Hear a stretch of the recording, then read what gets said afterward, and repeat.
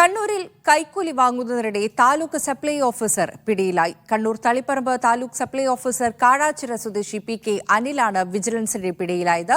5000 രൂപ കൈക്കൂലി വാങ്ങുന്നതിനിടെയാണ് അറസ്റ്റ്. സുനിൽ ഐസക് ഉണ്ട് വിവരങ്ങളുമായി. സുനിൽ, എങ്ങനെയാണ് ഈ ഉദ്യോഗസ്ഥൻ വിജിലൻസ് പിടിയിലാകുന്നത്?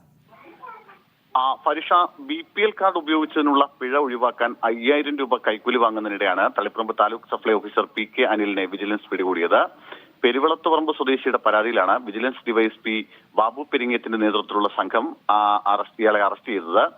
സ്വന്തമായി കാർ ഉള്ളതിനാൽ BPL കാർഡ് APL ആക്കണമെന്നും ഇതുവരെ ഉപയോഗിച്ചതിനുള്ള പിഴയായി 3 ലക്ഷം രൂപ അടയ്ക്കണമെന്നും ഇയാൾ പരാതിക്കാരനെ അറിയിച്ചിരുന്നു.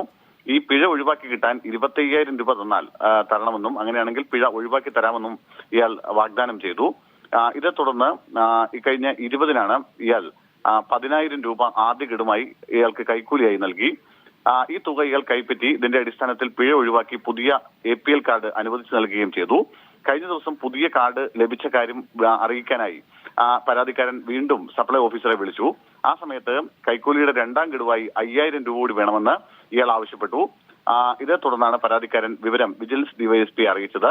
തുടർന്ന് ഇന്നലെ വൈകുന്നേരത്തോടു കൂടിയാണ് പരാതിക്കാരൻ താലൂക്ക് സപ്ലൈ ഓഫീസിലെത്തുകയും പണം കൈമാറുകയും ചെയ്തത്. പിന്നാലെ വിജിലൻസ് ഇയാളെ കസ്റ്റഡിയിലെടുക്കുകയായിരുന്നു. ഫരിഷ, കണ്ണൂരിൽ നിന്ന് സുനിൽ ഐസക്കാണ് വിവരങ്ങൾ പങ്കുവച്ചത്.